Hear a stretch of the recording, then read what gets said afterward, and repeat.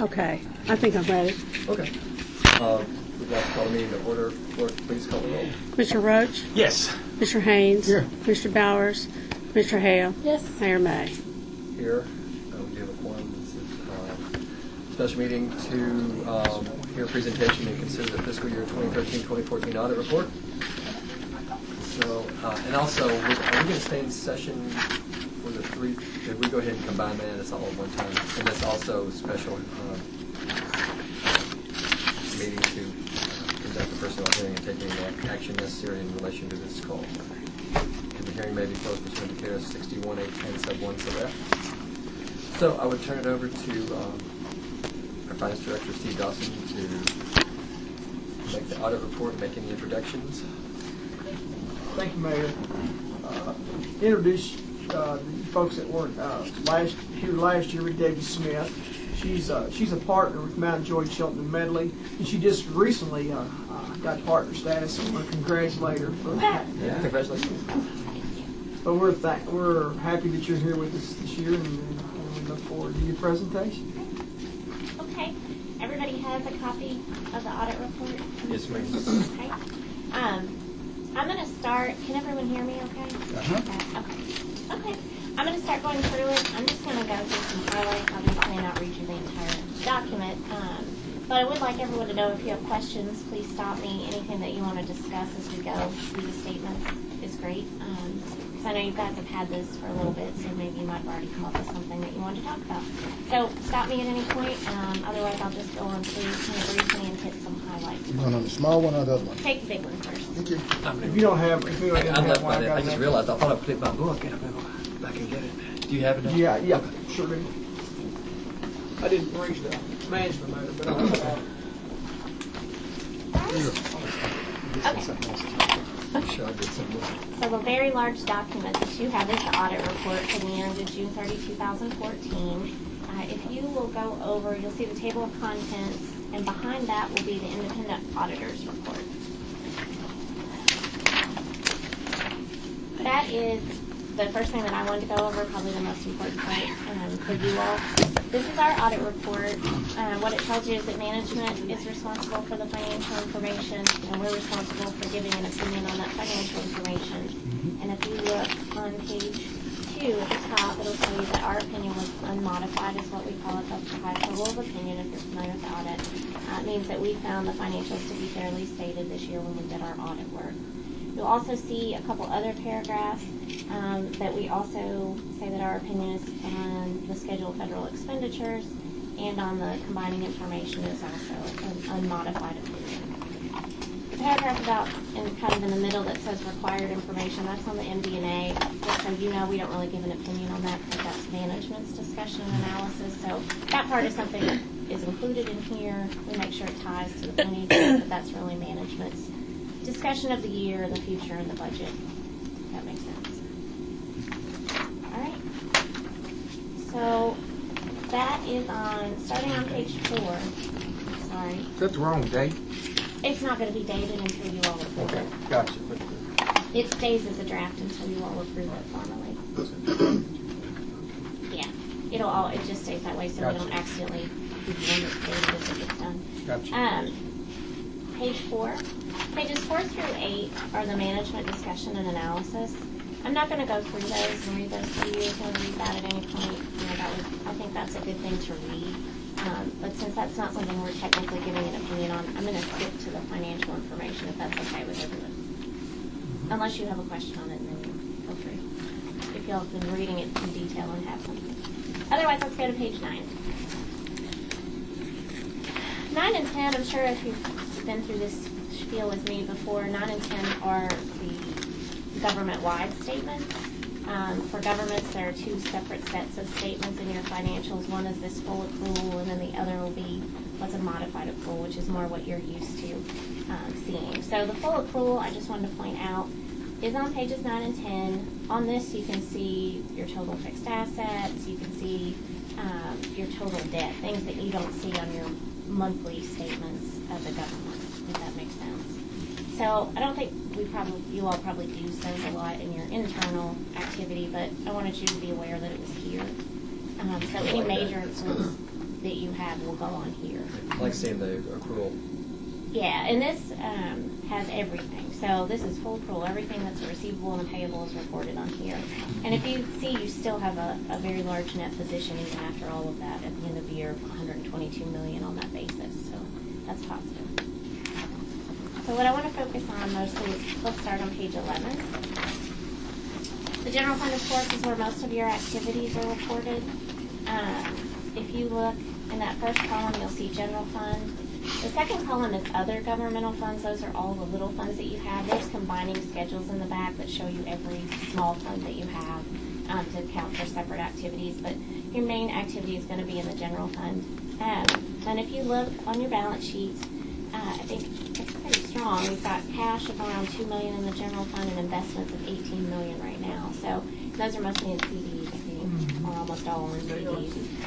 That makes up most of your balance sheet. You do have some restricted assets that I just like to point out in cash and investments. And those are for the workers' comp and the health insurance, self-insurance. If you look at the liabilities, there are very few on this basis, just some accounts payable. But the bottom is the fund balances, and that is broken down. There's unassigned, which kind of means we haven't designated those for anything. They're not legally restricted for any specific purpose. And that, for the general fund, is $13.6 million at the end of the year. Restricted funds are just the funds set aside for health insurance and workers' comp again of about $4.5 million. And then assigned funds are things that are assigned for specific purposes for the future, where you set aside money in anticipation. There's actually a note that we're going to get to, but if you want to flip to 26, we'll go ahead and hit it. There's a note that goes with this assigned funds that says what that's for. The first one is encumbrances, which are just open purchase orders that carry over. Compensated absences, that's an estimate of what the payouts could be in the future. So we set aside money for that. The Crestwood Drainage Project. And then the Aquatic Center and Recreational Facility had small amounts allocated to them because we know in the future we're going to need to spend those monies. They've been approved. Does that make sense? We haven't spent that Crestwood drainage money already? We spent some of it, but not all of it. Yep. And those can be changed at any time. And this is as of the end of the fiscal year. Gotcha. Yeah. That's what I figured. You know, Yeah, after year end, I think you all spent money on that. So if we go back to page 11, that'll show you your total fund balance is $23 million in the general fund and $29 million overall for all of your governmental funds, which is actually very strong. And if we flip to the next page, skip the next page and let's go to page 13. This is your revenues and expenditures, and it also is divided into general and then our other governmental. The general fund, you can see the revenues and expenditures for the year, but if you look almost at the bottom of the page, you'll see net change in fund balance. For the general fund, that was $1.560 million. That's basically our net income for the year on the modified accrual basis. If you had compared this to last year, you'd see the revenues are up and our expenditures are actually down a bit. So the net has increased, I think, around $900,000 for the current year. The other governmental funds are just the small activities we can look at later, but I think the general is the thing to highlight because that's a positive. Can I ask you a question about what you just said? 'Cause Yeah. on page 5, under financial highlights, it said the actual revenues, $275,000 less than budgeted, and expenses were $2,400,000. But you just said something that That's on the budget. That's just a comparison to budget. We'll get to that statement in just a minute, Okay. and you can see those exact numbers. I'm talking about just comparing to last year how we did in the Last year. general fund. I think the net income was about $600,000 last year. It's almost $1.6 million this year. Thank you. Does that make sense? But when we get to the budget to action in a minute, we can talk about it. You're getting ahead of me. I'm not sure. I just don't want to be excited. confused when we get there. So. You're just excited about this whole presentation. That's it.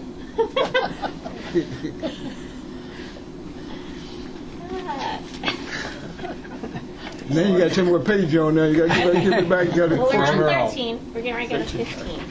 Everybody ready for 15? Yes, ma'am. 15 is the proprietary fund, which is just the sewer here. There's not a lot to point out except that it's pretty similar to last year. If you look near the bottom, you also see it has a large amount of cash and investments. If you look at the bottom, the net position, That shows you that some of that is restricted. Those are for debt, depreciation, sinking funds. But you also have a very large unrestricted balance at the moment. Then I'm sure you have lots of things to spend it on, but it is technically not designated exactly for something. Page 16 is the income statement for sewer. And very basic. It has your user fees and operating revenues at the top, and then all of our expenses. Personnel and employee benefits, of course, are the highest expenses that you'll see on here. And then if you come down 3 lines from the bottom, you'll see change in net position. That's the receipts over the expenses for the year. That was $2.6 million. Anybody have any questions or want to talk about my line items? Anything that you want, we can do. If not, and if I'm going too fast, stop me. But most people get a little bored. You're doing great. I won't lie. Most people tell me it's then we're going to skip. The next page is cash flow. We're going to skip over that and go to, just want to point out one thing on page 19. This information isn't included anywhere else. I just wanted to highlight it. You all have an old police and firefighters retirement fund that's frozen. We're required to show what assets are sitting there in that. And there'll be a little more information on it later in the notes, but it has about $5 million in that first column in it. That doesn't show you the liabilities for it. That doesn't end up being recorded at the moment. So, but just so you know, I mean, it's out there. It's never really part of your all's operations. It's a trust fund that's paying beneficiaries as they are able to get it for benefit. Okay. So that's going to take us to the notes. We'll start on page 21. So 21, basically all of our notes. The footnotes are very long. And what they tell you are all of your accounting policies for the year, none of which have changed from last year in any significant way. And they also give you information on every balance sheet item, detail, capital asset activity, debt activity. So I'm not going to read through all of these in detail to tell you how you do your accounting. But we did talk about page 26. That was one that I wanted to highlight, because that does give you information on restrictions. And then I did want to point out on page 28, that note C does give you a detail of investments as well. And those are investments for the workers' comp, the health insurance, and your general fund, and the sewer fund. So that kind of gives you an idea of what you're invested in. Nothing's really earning any money, so those of you probably aren't making much, but there's not much you can do about it. But it's pretty strong. You have $42 million sitting in those investments at the end of the year for the government, if that makes sense to everyone.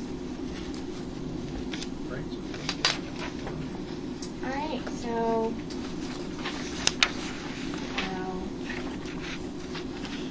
page 29, just if you're interested at all, is the detail of the capital assets. You'll have a lot of capital assets, so in case you want to know anything about the activity for the year, it's in these tables on 29 and 30.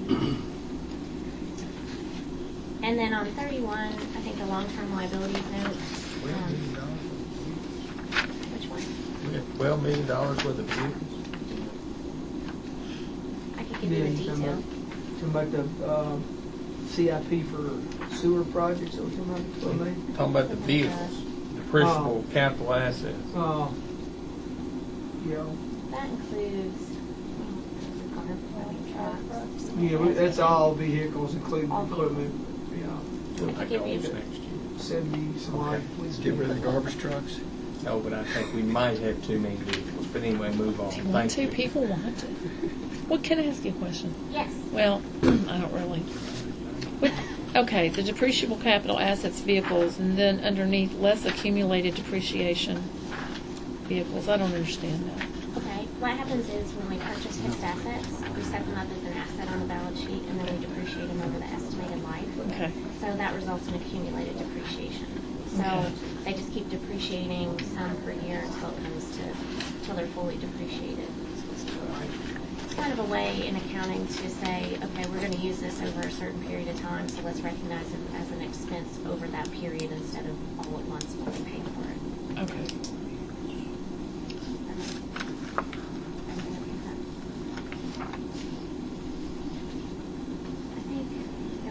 So page 31 starts long-term liabilities. I know you're all familiar with what bond issues you have, so I'm just going to tell you that pages 31 through 34 are going to give you information on all of the bonds and the amounts due each year.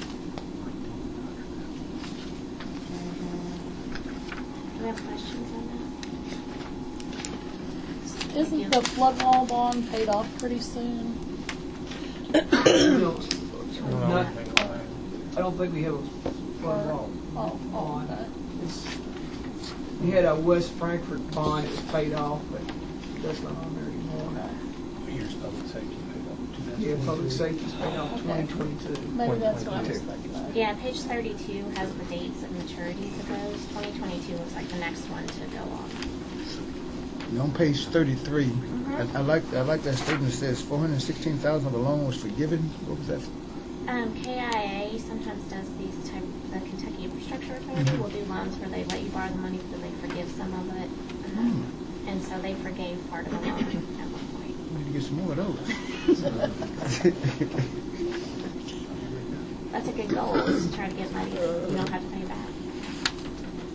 And there's a lot of detail about the KIA notes going on over to page 34. They'll show you what you owe through the end of each of the issues. Any other questions? Page 35 is risk management. There's a lot of information just about how you all are insured, and mostly this has to be included because you all are self-insured for a couple different things. So we have to talk about those liabilities and the claims.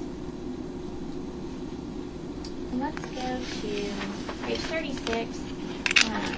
It's about the retirement plans that I mentioned. This just kind of talks about the police and fire retirement plan to start. And then page 37. Go ahead. So the liabilities for the retirement is $2,791,663, and then the assets are $5,338,000. As of the last actuarial report. Would it be, just a quick question, I've asked Steve this and I think he answered, but I can't remember. Would it be legal to buy an annuity for the current employees that would have a certain rate and then pocket the difference? That I'm not sure about. It's probably an attorney question. Say again? In other words, we've got $2.6 million at least in excess assets in that fireman thing.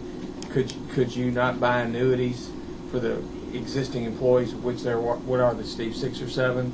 You got about 13. 13. Couldn't you buy the annuities for them with that much money and then pocket the difference? And when you say fireman thing, do you mean the fireman and the policeman's pension from? No, this is that special one. Yeah, that's the pension Yes, for sir. the employees. I Before a guess it was certain 1990 or something like that. 88. Yeah, the Yeah, old plan. 1988, yeah. Right. Okay. We could talk to the Department of Insurance and some other regulatory bodies to see if that would be authorized. I have not heard of anyone else taking action like that for one of those old pension funds, but Of course, we can see. you usually are not under. You're usually underfunded in most of these things rather than overfunded. And we're overfunded. Well, it's, I've been involved in some plans that have been overfunded, and it's not in a municipality, but we have been able to use those funds. Once you determine that you have a definite overage, you're able to use those for a consistent purpose. So we can check into that if that's the will of the commission.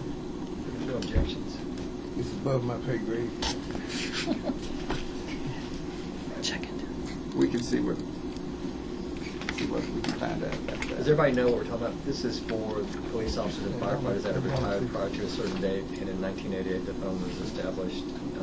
It was decided that no new retirees would be added past that point. So this is a fund that's set up, and we have to do a board that makes a decision on what their annual cost of living allowance would be, and we've decided typically that it's the same as we give to all employees.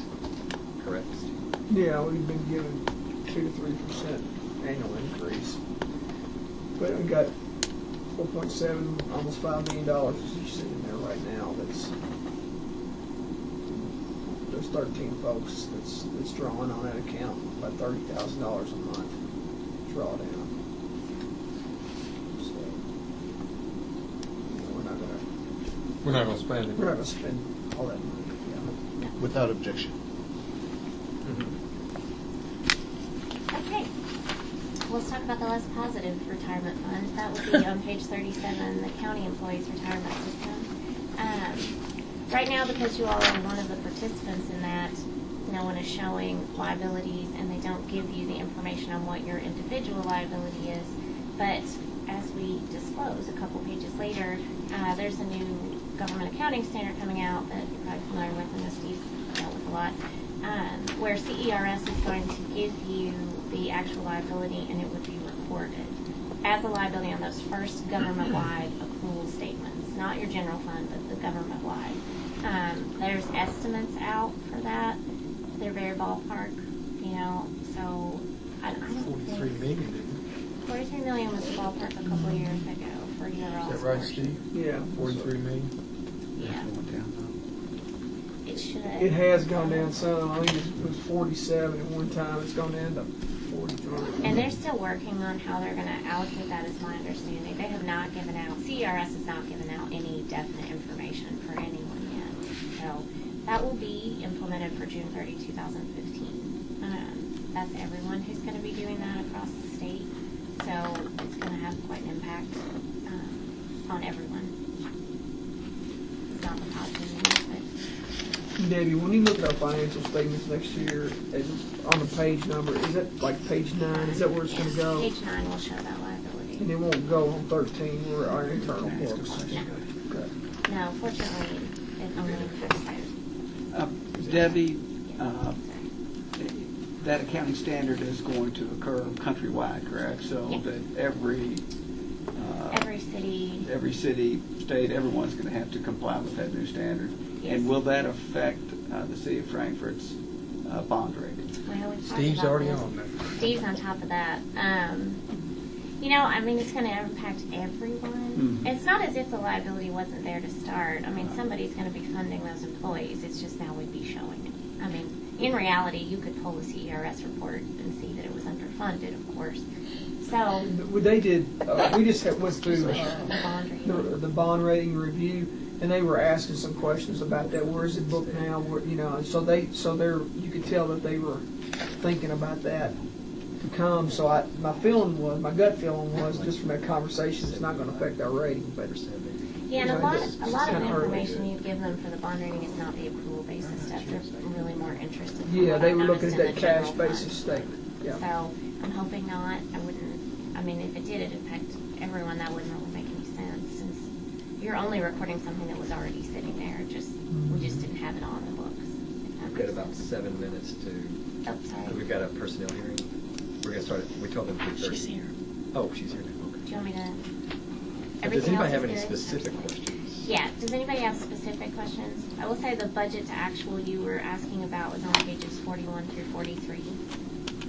And that was the main part of what I wanted to go over. The pension was kind of a big thing. And to tell you what's very important in the back, there are a couple of reports. We would be required to tell you if there were any internal control, like significant deficiencies, material weaknesses, or any non-compliance with grant agreements, and there was not. So that's what's in the back. Segregation of duties, good. We did have a couple suggestions, and they're in a management letter, and management's already implemented these for the most part. One was in payroll. Do you have that? Just to add another layer of having someone, because one person did have the ability to make the changes, we wanted someone else to look at those changes, and that's already been implemented. I think that's the only thing everything else very. That's because typically that's where a lot of agencies are going to have trouble that fall down, and not that they're doing anything wrong, it's just that due to staffing issues, sometimes they can't. Right. And you all were already doing some internal payroll audits and things that were a good control anyway, so, this is just an added layer since payroll is so significant. Thank you. Anybody else have any further questions? We can always go back if you're here anyway, so it's still okay, right? I'm here. I'm just kidding, I know you. Are they late to come back? Make Make a motion, we adopt the audit report. moved by Commissioner Roach, second by Commissioner Lindsay, in discussion. Seeing none, clerk, please call. Commissioner Roach? Yes. Commissioner Haynes? Yes. Commissioner Bowers? Yes. Commissioner Hale? Yes. Mayor May? Yes. Thanks, Ms. Smith. Thanks, Steve Dawson. So are we going to do the personnel hearing closed, or we keep it Closed. open? Okay, so we need a motion to go into closed session. Move that we go into closed session, change personnel. 61-8-10, sub 1, sub F. Not to put words in the motion. Is that what you're asking? Hey, I was looking for. Yeah. We got the mayor for the numbers, and he's the best. I got them too. Yeah. Thank you. Okay. Moved by Commissioner Haynes, seconded by Second. Commissioner Roach. Any discussion? Seeing none. All those in favor, signify by saying aye. Aye. Ayes have it.